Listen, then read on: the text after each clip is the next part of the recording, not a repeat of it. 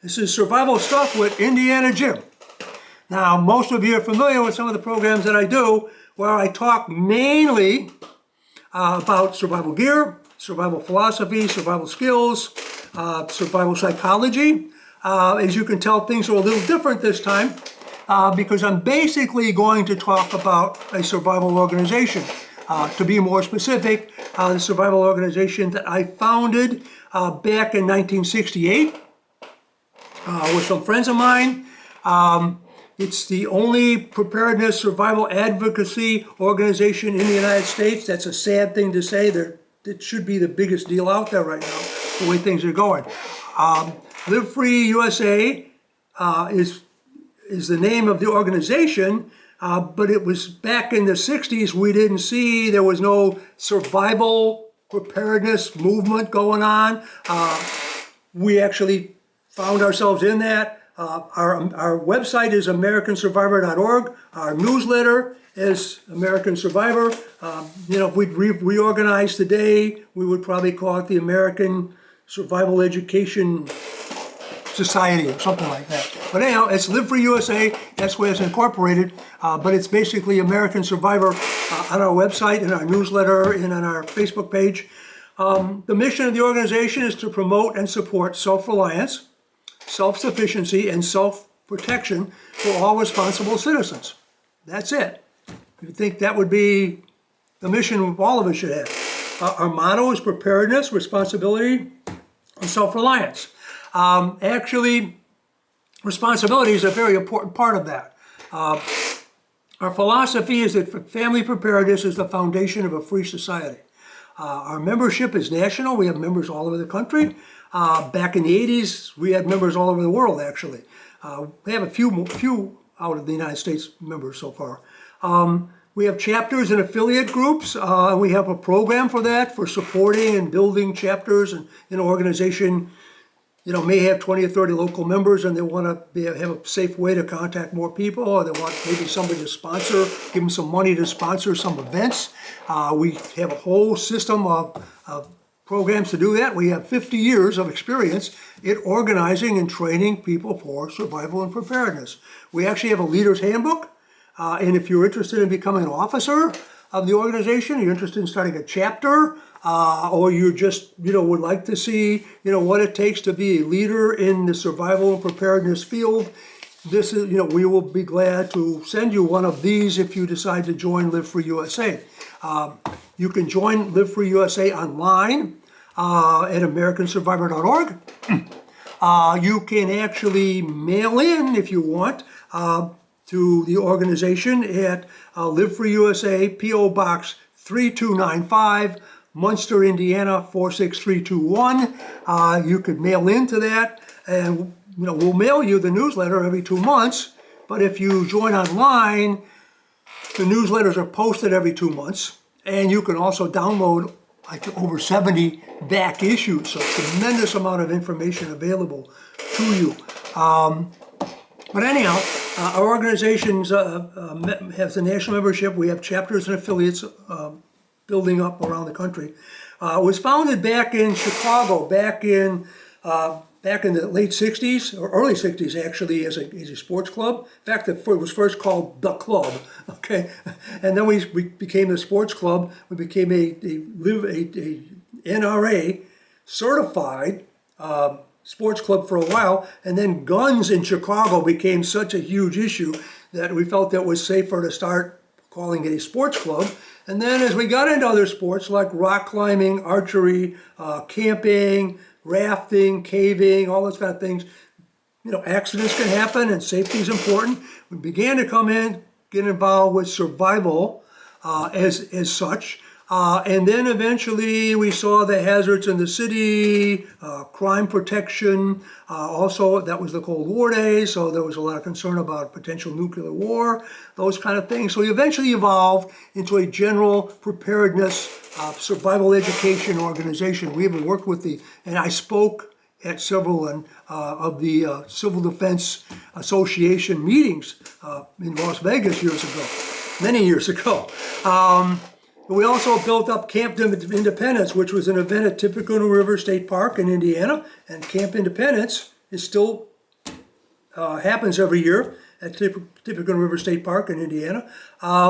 It's not as big as it was because the facilities, they used to have a big facility where we could rent cabins to all the different chapters and all that kind of thing. That facility is gone, but we still have that event every year. So that's the oldest original survival get-together, expo, whatever you want to call it, in the United States. This is the oldest, original, first survival preparedness publication in the United States. The first issues, which were originally called directions, by the way, the first issues were actually mimeographed. Yes, mimeographed, believe it or not.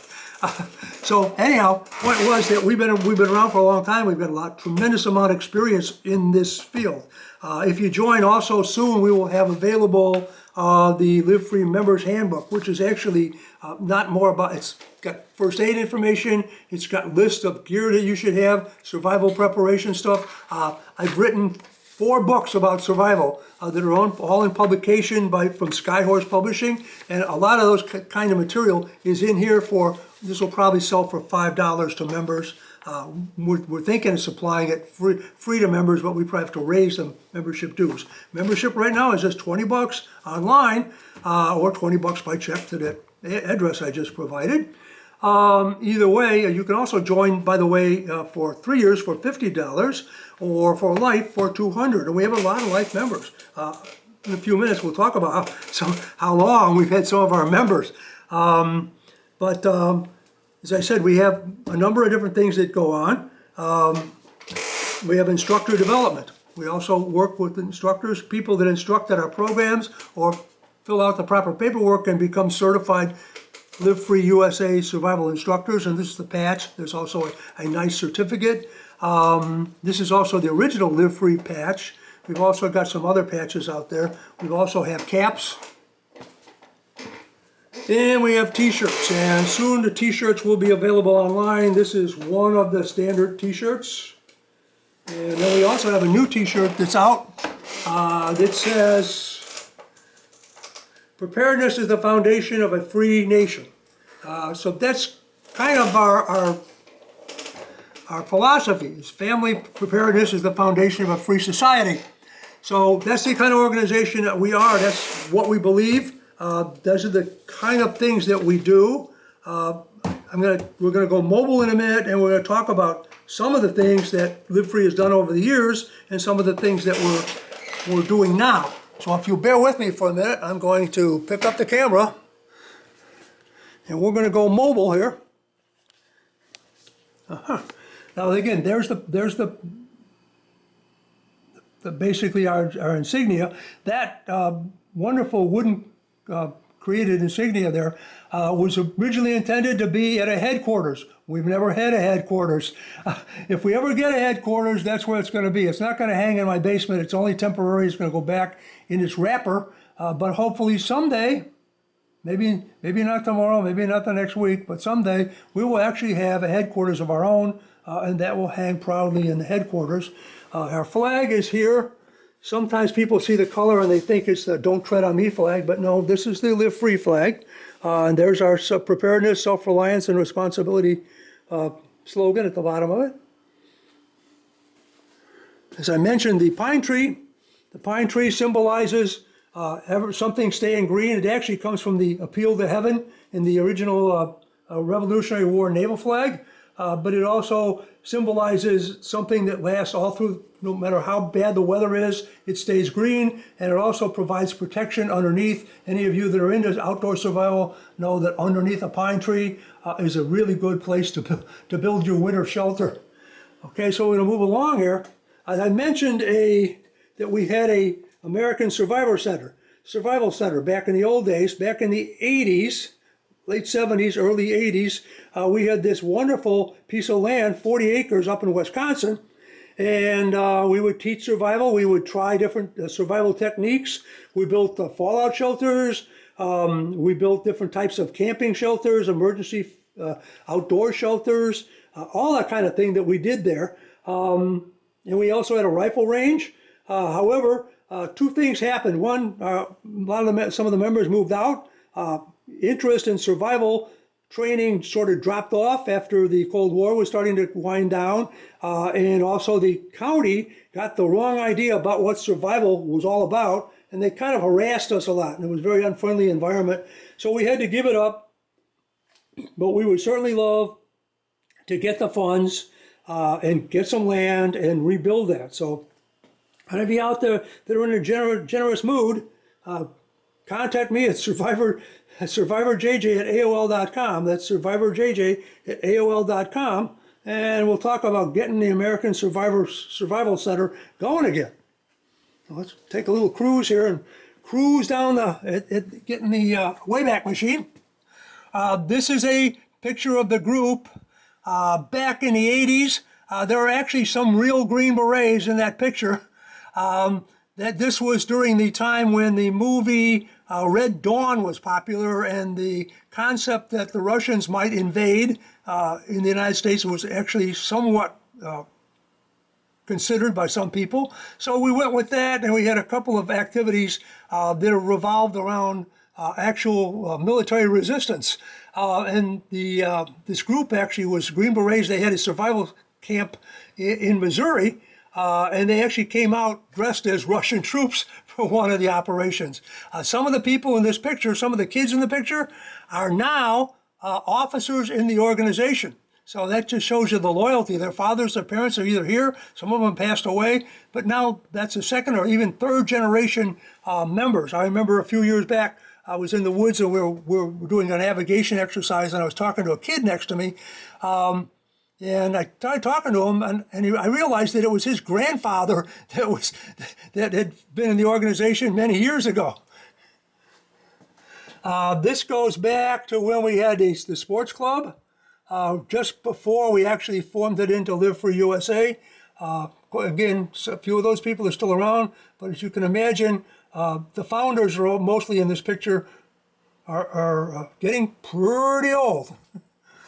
Finally, this picture here, this is right when we converted. You still see the Ticonderoga Sports Club in the middle, and then some of the members there that have passed away now. Some of them are still around.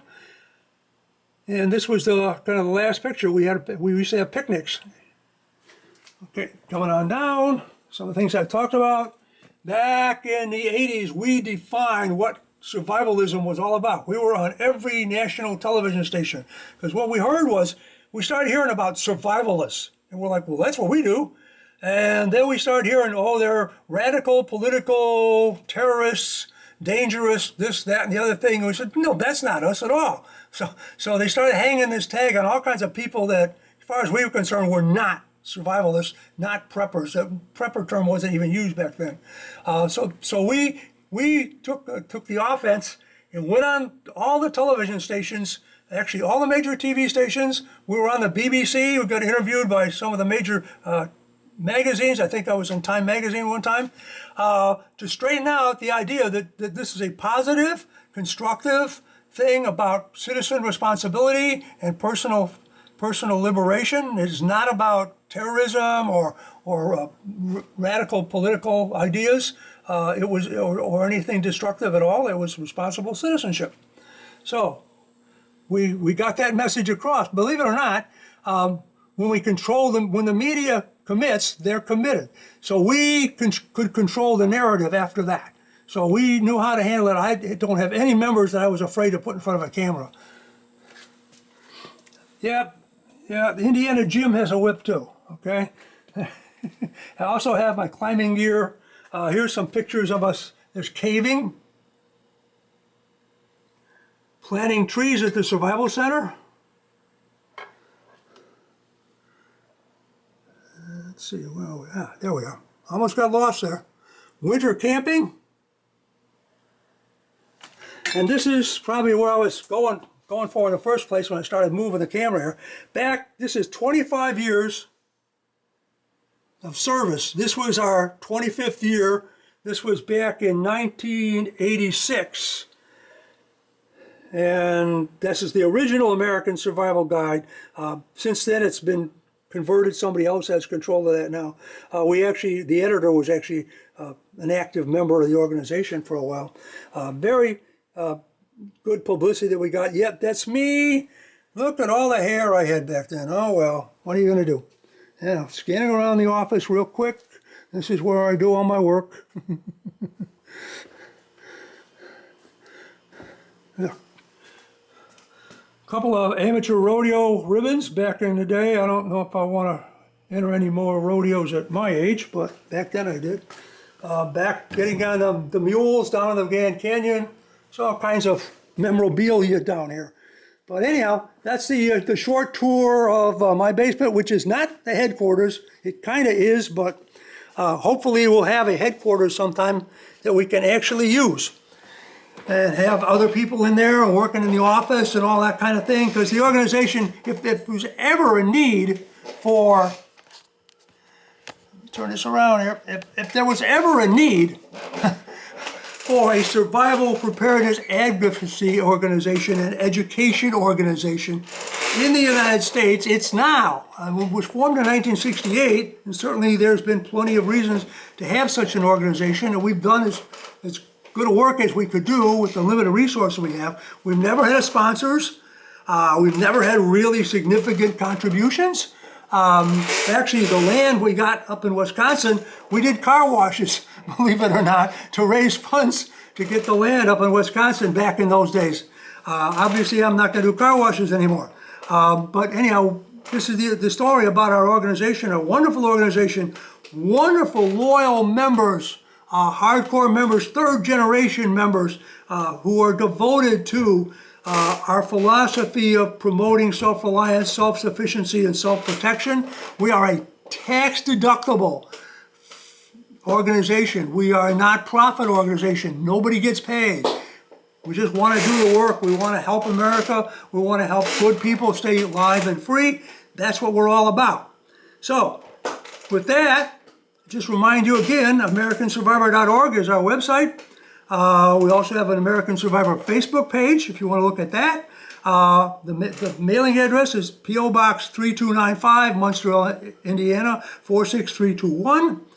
My personal email address is survivorjj@aol.com. That's survivorjj@aol.com. So, till next time, this is Indiana Jim for Life and Freedom. Stay safe out there.